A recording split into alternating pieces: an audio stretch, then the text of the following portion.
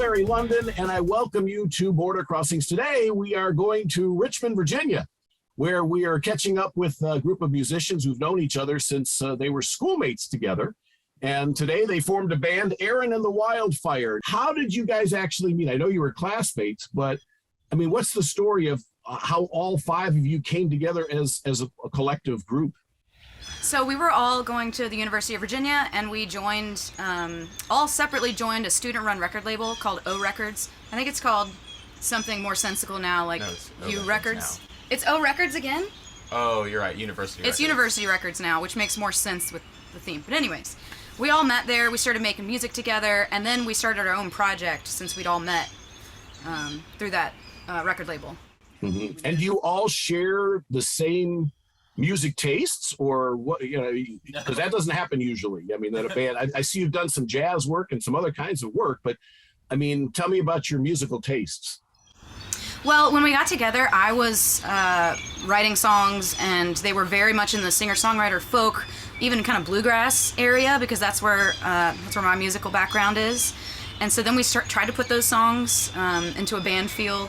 And then eventually we started incorporating more of the guys' influence, which was more funk, more pop, more soul, and kind of formed eventually into our own sound. And now my solo project is its own thing that's not involved with the band anymore. So that's still going, but it's not involved with Erin and Wildfire anymore. Mm-hmm. So where did the name Wildfire come from? How'd you guys pick that? Well, so when we started out, we had a different name. It was just as good, but not quite as marketable. We were Erin Lunsford and the Smoky Bandits. It's clunker. Yeah, which, you know.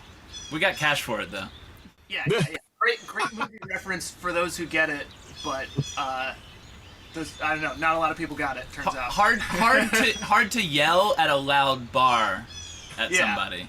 And so we were interested in shortening things.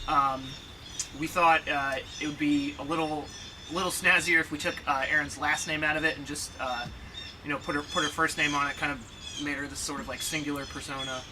And then we were just like struggling for weeks and weeks on end to come up with a title for the group itself. You know, we did a bunch of creative writing processes, creative writing exercises, brainstorming sessions that were fruitless mostly. They were fun though. And then I was in a diner in Harrisonburg, Virginia, and there was this tiny little like CRT TV on that was playing a Smokey the Bear commercial, and the slogan was, you know, only you can prevent wildfires, and it just kind of struck me, and I was like, hey, that could be perfect. And then I pitched it to the group, and it was just better than anything else we'd come up with. So we stuck with that.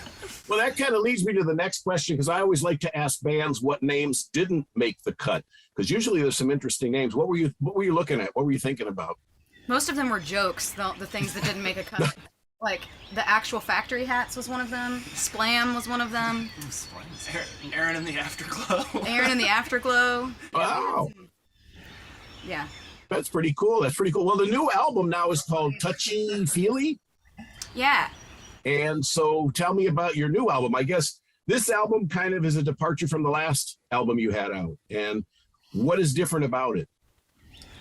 Well, this album is a departure in the same way that the last album also was a departure. It's just kind of the next iteration of like, I think musically it's things that we're all kind of collectively interested in trying to emulate and are inspired by. So it's a lot more pop. There's no horns, and we're doing a couple different. There's like some 80s influence, some more modern influence. It's kind of like a real mixture. Mm-hmm. Now musically, I mean, instrumental-wise, that's the difference. But what about lyrical? I understand this is more personal album. This draws in about, self-confidence, empowerment, more about, the writer. Is that true? Yeah, the last one was also very personal, but it was very much about unrequited love. It was a lot of love songs. And this album is way more focused on personal growth, self-love, body acceptance. I've got a song about my dad. It's like it's personal, but it's not so much about woe is me, I'm single. Well, All right. Well, I'm going to ask if you guys wouldn't do a song for us. I'd like to hear some music, from the new album, Touchy Feely. So, Erin of the Wildfire, what are you going to sing for us? Let's do Whatever You Like. This one's kind of a self-love anthem. Well, tell me about the song. Where did you write it? What inspired the writing? Yeah, this one came about in the wintertime. I started writing this as a love song to someone else, and then it kind of morphed into a love song to self, and deciding which things to remember about yourself, like we do with our memory all the time. We're kind of selective in a positive way. So it was kind of like you can take what you want from this situation and love yourself for that. All right. Erin and the Wildfire right here on Border Crossings. Let's check it out.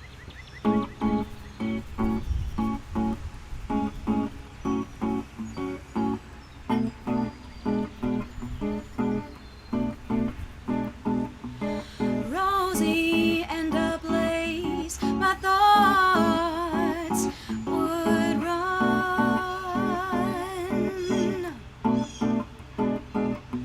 I want to feel, I want to trust someone.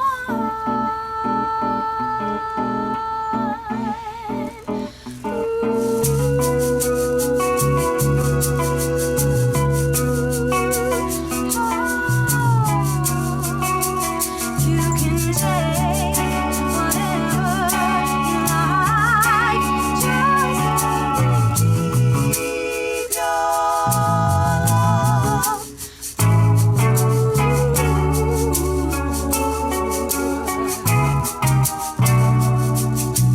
You seem to be drawn to but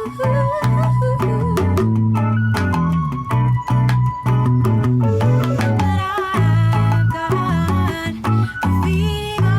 I've got the most to lose.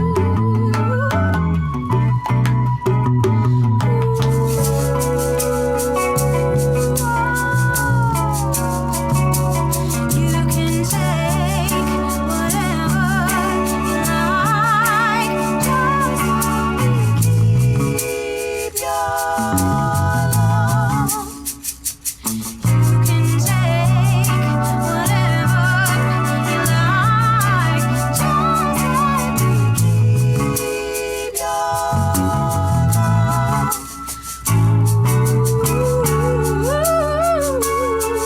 your and if you feel so strong, then keep on, 'cause feelings blur, they blur. You can take whatever you like,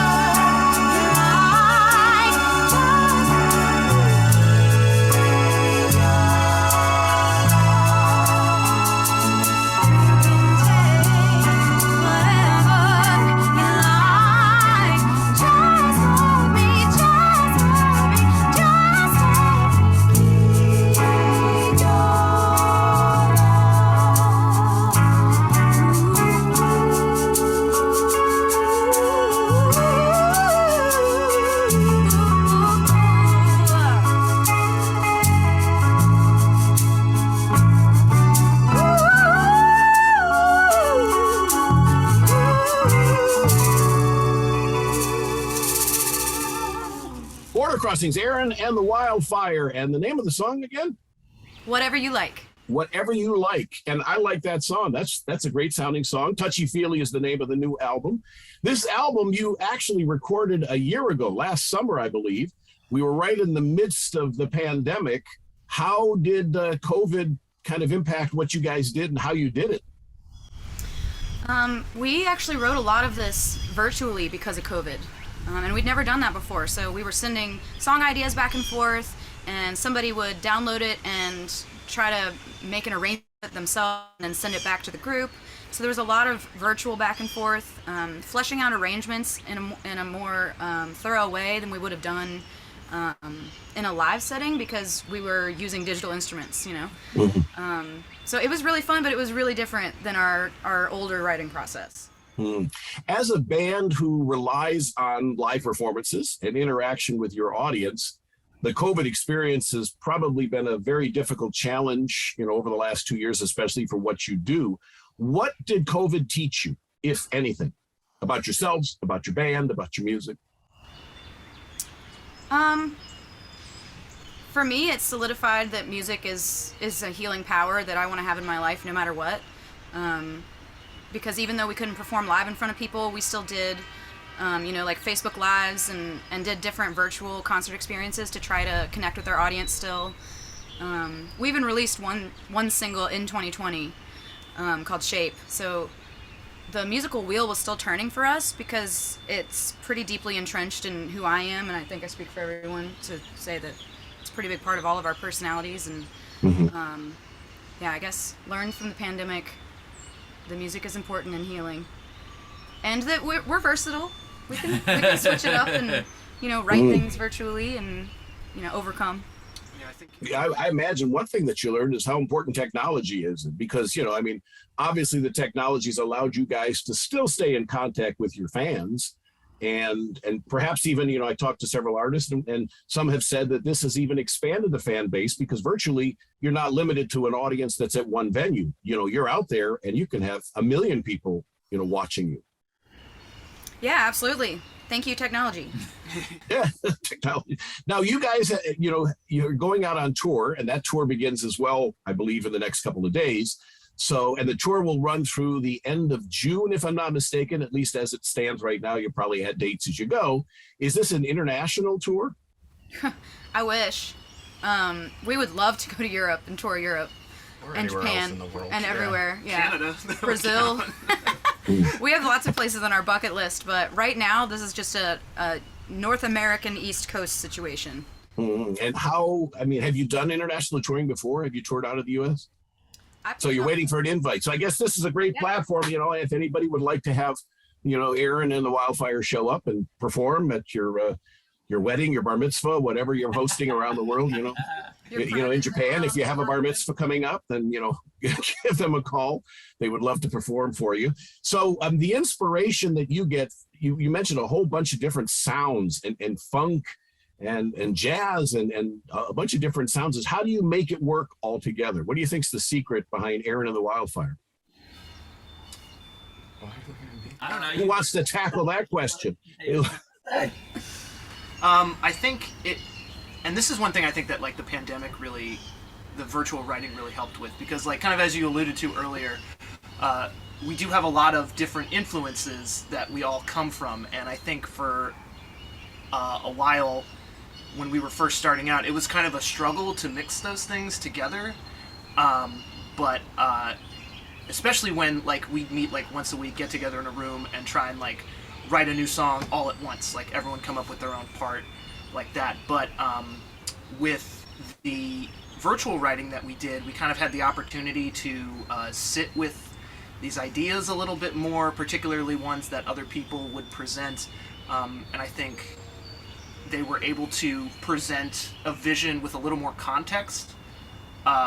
They could send a sketch of something that they had been working on, and then a reference point to a song that already existed. They were like, hey, this is kind of the vibe I was going for, and then we'd all have the chance to sort of explore that influence on our own time, again within the context of the work that person had done, and I think it kind of deepened our appreciation for each other's perspectives, and gave us a lot more musical empathy almost, as we tried to kind of express these things together when we did finally meet up and play them for the first time. And so in my mind, I think this is our most effective release yet at sort of marrying all the things that we like together into one cohesive voice.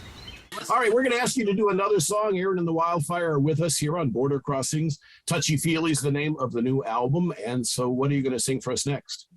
We're going to do Sweet Thing. And this song is about? Sounds lovey. Obviously there's going to be some love involved in it. It is, yeah. It was about somebody who showed me a lot of tenderness during the pandemic. So I wrote this kind of from the point of view of, it's a love song and showing lots of appreciation for all that tenderness when I was. Do the guys you write songs about know that these songs are about them? Oh yeah, They do. This one, yes. Not All right. And this is called Sweet Thing? That's right. All right, Sweet Thing. Erin and the Wildfire here on Border Crossing. Maybe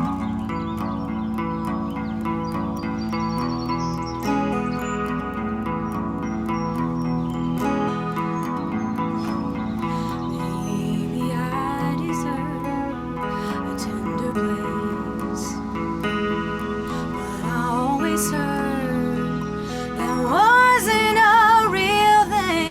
He can keep the love alive. He can have my heart tonight. Oh, he says, wait, let's soak this in. I wanna wait. Let's soak this in. I wanna wait. Don't want this to end. You never know just what could happen, babe. Oh, you're my sweet thing.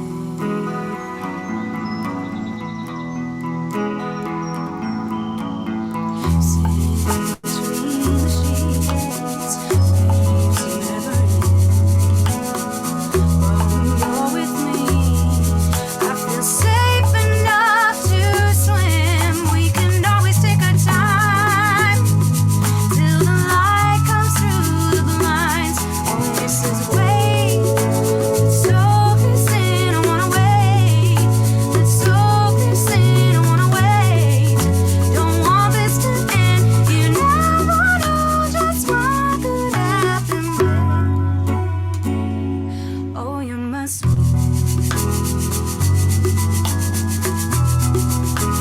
My thoughts try to race away, but you help me stay in the moment. I won't waste another day now that I can say my heart is open. He says, wait, let's soak this in. I wanna wait. Let's soak this in. I wanna wait. Don't want this to end. You never know just what could happen, babe. Oh, you're my sweet thing. My sweet thing.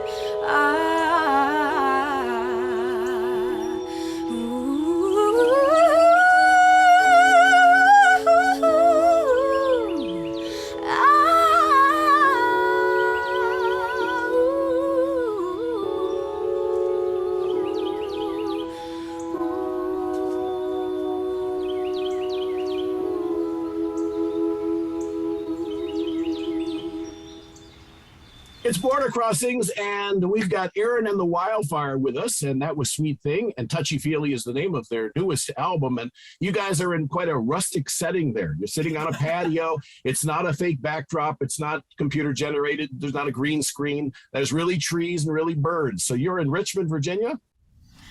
We're actually in Charlottesville right now. We drove here to be on Ryan's front porch this morning, but we do all live in Richmond. The rest of this side of the frame. So when you go out of Virginia and you perform in New York and you perform in Los Angeles, you perform in places like that, what's the vibe? What do you feel when you're on stage in those places, having come from, you know, Richmond and Charlottesville, Virginia? I feel like a little girl in the big city. I don't mean to be reductive, but stages are stages. Like being up on a stage, you know, you're playing music and having fun and doing the thing that you're there to do. Being in cities is different. I mean, you know, across the country are different vibes for sure. It's hard to reduce them all down to one. But I feel like there's an element of like trying to like prove yourself, you know, like we're representing our state, you know, and particularly the Richmond music scene, which I think we all take a lot of pride in being a part of. And so to go to other places and like show them what we're made of and what we can do, I think is it's an exciting opportunity for us to, you know, just like make some noise about the South. You know? Right. Now you're not a new band. You've been together, I believe, over 10 years together. But you know, as you perform, I'm sure the first time you were told by your booking agent, you guys you're gonna do a gig in New York. You're going to do a gig in LA. That was kind of probably, exciting news at that time. It's old hat for you now, but back then it was pretty exciting. And I got to imagine you've done some music festivals, some pretty big festivals along the way. Do you like to perform in the smaller venues or the big, giant 20,000 people festival? Ooh, good question. Giant. The bigger the better. Bigger the better. Coming from Size matters. All right. Now, how about you, Erin? Do you agree? I mean, as being the front person, as doing the vocals, is it easier to make a connection with a smaller crowd than the bigger crowd? Everybody's doing their own thing? If we're at a festival and they've got that giant divider, so the crowd's like 10 feet back from the stage, I don't feel as connected. And I do feel a little more connection with audiences when we're in a smaller indoor room. But it really just depends show to show. Sometimes we've got just a few people in the audience, but they are so tuned in and so connected and like singing the lyrics, and that feels so powerful. Versus, maybe where you have a larger audience where nobody's listening or something. So I guess it just depends on what the crowd's like. What's on the wish list for Erin and the Wildfire as far as the future goes? What would you like to see happen if you could write your own future? If you could write down the book of the next year to next 5 years, what would you like to see happen? Hopefully, whoever the music producers of the Marvel movies are will pick up one of our songs, and then it'll be in the trailer for the Marvel movie. It will be in the movie itself. We'll make buku royalties. Buku. And then also Ted Lasso, which is one of our favorite shows, will ditch that, what's that band? It's Marcus Mumford. Yeah, it's Mumford and Sons. It's a really cool intro and I love it, but they'll replace it with one of our songs. So yeah, that's what I'd like to do. I'd like to play in bigger venues. We'd love for our online presence to be really gripping with people, and they play our songs on Spotify ideally, stuff like that. Mm-hmm. And I imagine you guys would at some point, wouldn't mind winning a Grammy or something like that. Some little which Sure. are If we kind of win, nice little accolades to collect. Right? We're not showing up. It's the coolest move we can do is just not be there. We've got Erin and the Wildfire with us today, which we've been talking about their newest album, and so the album is out now. And what do you hope happens in 2022? I mean, you're going to go out on tour. You want to make that album go platinum or multi-platinum, of course. Beyond the album, what else happens? What else is on your list to do? Well, we're planning to get back in the studio later this year, so we're going to start the virtual writing process again, even though we could get together, I guess. But we're going to start the writing process up again, get back in the studio in the fall. So, and then also hopefully Lizzo will hear our album and want us to open for her later this year, because she's probably releasing an album soon. So I think the stars are aligning. Yeah, well, Stephanie's got to make that happen for you. But what I was very interested to know who you'd like to collaborate with. So you mentioned Lizzo.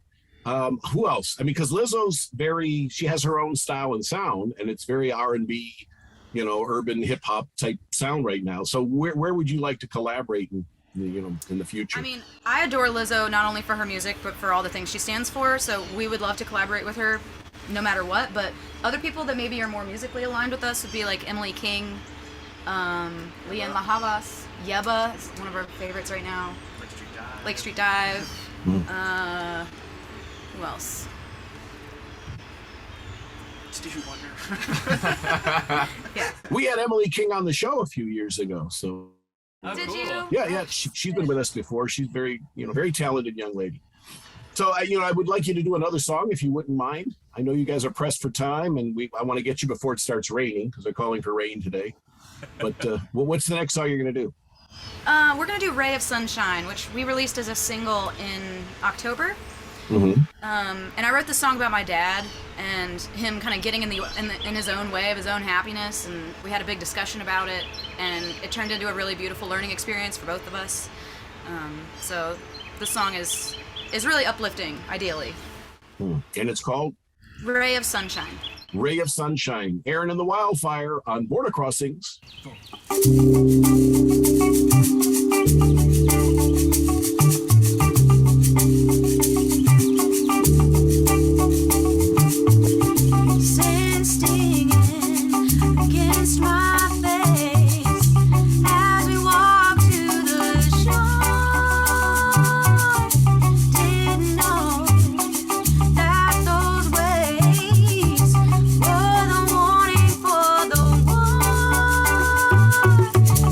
I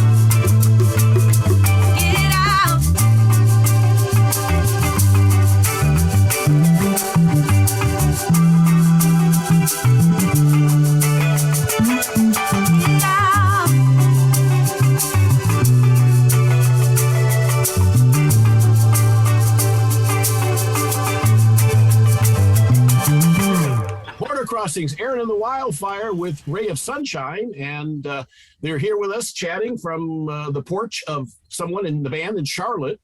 And Charlottesville, Virginia is a beautiful place. I've been there before, and I love Virginia. Virginia's got a great vibe. I live in Maryland, but I love the vibe in Virginia. And so, does that affect how you write songs, where you are, the environment you're in? Oh yeah, I'm very influenced by the elements, if you will. There's a lot of nature and a lot of water references in my writing, so definitely influenced by where we're at. I like to ask more info about songs, because I think songs can be therapeutic in a way. You wrote a song that we just heard, Ray of Sunshine, about your dad and some of the struggles perhaps that he's gone through. Do you find that writing songs is therapeutic or cathartic for you? Oh, absolutely. Especially our songs about body positivity. Every time I get to perform those and talk about the message, it feels like I'm transforming as well, and I hope that the audience is picking up on that and feeling empowered from the message, but I myself am getting to live it every time I have to speak the words, because it's not a perfect journey, and it's helpful for me to realign with those ideas when we perform them. One of the nice things about music in the last few years is how people are actually peeling away the layers of the onion. Bands are really starting to get more personal and start, years ago in the 60s and 70s, they may have sung about something personal, but they wouldn't address that it was personal or about them. But now people are using this platform in a very positive way. And so, congratulations and kudos to you guys for bringing out a message that's very relevant right now. It's positivity and imaging, body imaging, self-awareness, things like that. We hear a lot about that from many different artists. Demi Lovato and many other artists are talking about, this is me and I love me, and that's that. Social media has been pretty difficult for a lot of people because people are pretty honest. They can hide behind some name, and there's a lot of haters out there. You find it difficult with your social media crowd, or are they pretty positive?